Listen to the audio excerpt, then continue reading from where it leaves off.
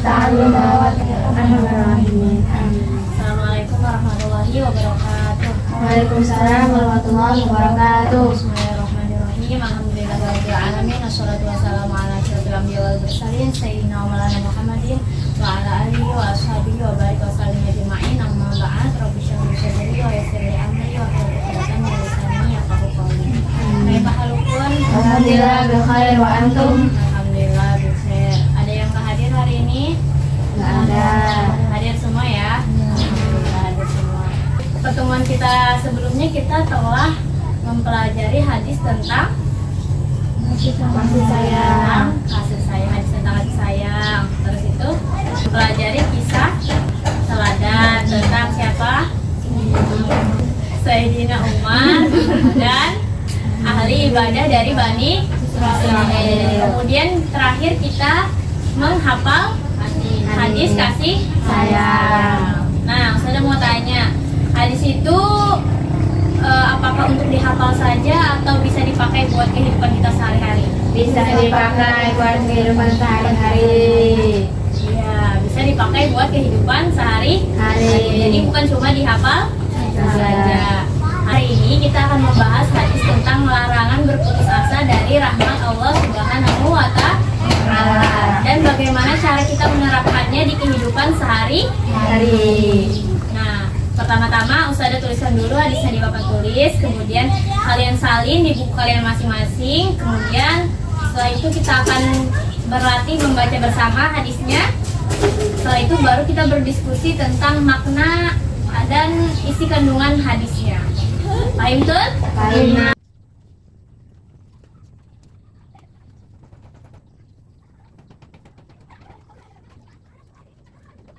Sudah selesai semua? Sudah. Saya bacakan dulu hadisnya, kemudian nanti kalian mengikuti di akhir ya. Bismillahirrahmanirrahim. Ani bin Mas'udin radhiyallahu ta'ala anhu qala. Dari sahabat Ibnu Mas'ud, semoga Allah meridhoi beliau, beliau berkata, qala Rasulullah sallallahu alaihi wasallam, telah bersabda Rasulullah sallallahu alaihi wasallam, Al-Fajrul Raji rahmatullahi ta'ala aqrabu ilallahi minal abidil mukniti, yang artinya seorang pendosa yang mengharap rahmat Allah Ta'ala lebih dekat kepada Allah daripada ahli ibadah yang berputus asa, atau ahli ibadah yang membuat orang lain berputus asa kepada Allah. Ya, sekarang kita baca sama-sama hadisnya. Bismillahirrahmanirrahim. An Ibnu Mas'udin radhiyallahu ta'ala anhu qala qala Rasulullah sallallahu alaihi wasallam al-fajrul raji rahmatullahi ta'ala aqrabu ilallahi minal 'abidil muqimi. Artinya, diriwayatkan dari sahabat Abdullah bin Mas'ud, semoga Allah meridainya. Beliau berkata, telah bersabda Rasulullah sallallahu alaihi wasallam, seorang pendosa yang mengharapkan rahmat Allah Ta'ala lebih dekat kepada Allah daripada ahli ibadah yang berputus asa atau yang membuat orang lain berputus asa kepada Allah Ta'ala.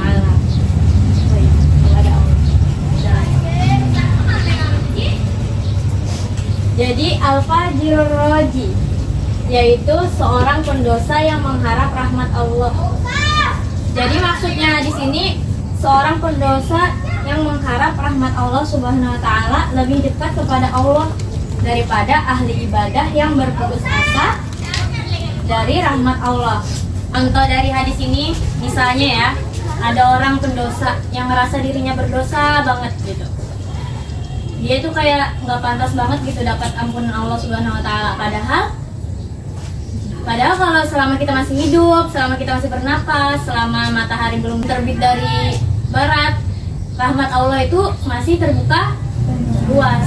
Kalau misalnya ada seorang pendosa ngerasa berdosa banget sama rahmat Allah, kayak nggak pantas gitu kan, ada respon orang pertama, ya udah sih nggak bakal masuk surga kayak gitu. Lu sih kebanyakan dosa, makanya jangan kebanyakan dosa, masuk neraka nanti. Nah, ada juga respon kedua, nggak apa-apa. Maksudnya selagi kamu masih mau bertaubat, insya Allah pintu taubat Allah tuh bakal terbuka. Kira-kira bagus mana? Respon yang pertama apa respon yang kedua? Kedua. Respon yang pertama itu contoh dari orang yang membuat orang lain iya putus asa. membuat orang lain putus asa dari rahmat Allah. Kalau contoh yang kedua, respon yang kedua, membuat orang lain semangat. iya lebih baik menjatuhkan atau memotivasi. Motivasi. Iya, misal kalau misalnya ada teman kita nih baru-baru hijrah mau pakai jilbab, misalnya baru mau pakai hijab. Respon pertama misalnya ngatain, paling bentar doang, FOMO doang ikut-ikutan karena tren pasmina viral misalnya kan. Atau respon yang kedua, atau respon kalian gimana? Respon yang kedua, orang yang memberi motivasi, yang memberi semangat dan membuka harapan buat semua orang. Gimana responnya? Kalau misalnya ada teman kita di luar yang baru mau hijrah, mau istiqomah pakai hijab, ya, Masya Allah. Semoga istiqomah ya, Masya Allah, kayak gitu kan, Masya Allah, cakep banget, semoga istiqomah.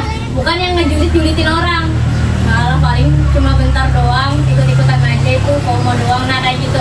Itu yang termasuk di dalam hadis ini ya, berarti sudah ada, maksudnya di dalam hadis ini sudah ada kayak kejadian nyatanya gitu loh, yang biasanya kita temuin di sehari-hari kita. Ada orang yang julid, ada orang yang motivasi. Jadi itu ya maksudnya ya. Berarti kita selama kita masih hidup, kita berarti masih ada kesempatan buat bertaubat, buat berbuat baik, buat memperbaiki diri. Jadi yang tadi, yang contoh pertama itu, kita jangan menjadi orang yang membuat orang lain itu berputus asa dari rahmat Allah, dan kita juga jangan membuat diri kita sendiri berputus asa dari rahmat Allah. Karena walaupun sebanyak apapun dosa orang, kalau misalnya dia masih punya harapan selama masih hidup, berarti masih punya harapan. Tergantung dirinya kembali lagi, dia mau berubah apa enggak, atau nanti nunggu nanti ujung-ujungnya iya kayak gitu. Jadi paham ya ini ya hadisnya. Ya, lebih baik memotivasi daripada menjulitkan. Sebagai teman yang baik, sebagai manusia kita harus berbuat baik nggak sih? Iya. Maupun anak pondok apa bukan anak pondok, kita mengamalkan hadis inilah, setidaknya tidak julid sama orang lain. Kalau orang lain mau hijrah, mau berbuat lebih baik lagi, ya kita dukung, tidak memutus harapan orang gitu, betul ya. Jadi di dalam hadis ini tuh bukan menormalisasikan melakukan dosa ya, cuman kita tidak menghakimi orang yang berbuat dosa. Beda kan? Bukan kita, iya nggak apa-apa buat dosa, iya nggak apa-apa buat dosa, yang penting nanti taubat, bukan begitu. Itu tuh maksudnya kesadaran diri, kayak ya Allah aku ini pendosa, berarti aku sudah waktunya, aku masih hidup berarti aku sudah waktunya. Pahim tun? Pahimah. Jadi lebih baik memotivasi apa menjuliti? Memotivasi. Karena sedikit enggaknya, sedikit banyaknya perkataan kita, komentar kita ke orang lain itu sangat berpengaruh. Kita nggak tahu perkataan kita yang julid itu bisa membuat mereka Down. iya sakit hati, down, ujung-ujungnya ya udah aku nggak usah baik aja sampai mati misalnya, gara-gara tadi dia menghakimi kalau dosamu banyak ya kita masuk neraka, gitu. Kayak seakan-akan dia yang punya neraka sama surga kayak gitu. Pokoknya kalau seseorang itu masih hidup berarti dia masih bisa berubah. Kita nggak tahu akhirnya dia kayak mana, siapa tahu dia akhirnya husnul khotimah, kita nggak tahu, siapa tahu yang akhir ibadah yang orang baik itu suul khotimah, nauzubillah min zalik, ya kan kita nggak tahu. Jadi yang pada intinya kita tetap terus berbuat baik dan tidak memutus harapan orang kepada Allah Subhanahu wa Ta'ala. Ya, sampai sini dulu pelajaran kita hari ini. Wallahu a'lam. Assalamualaikum warahmatullahi wabarakatuh. Waalaikumsalam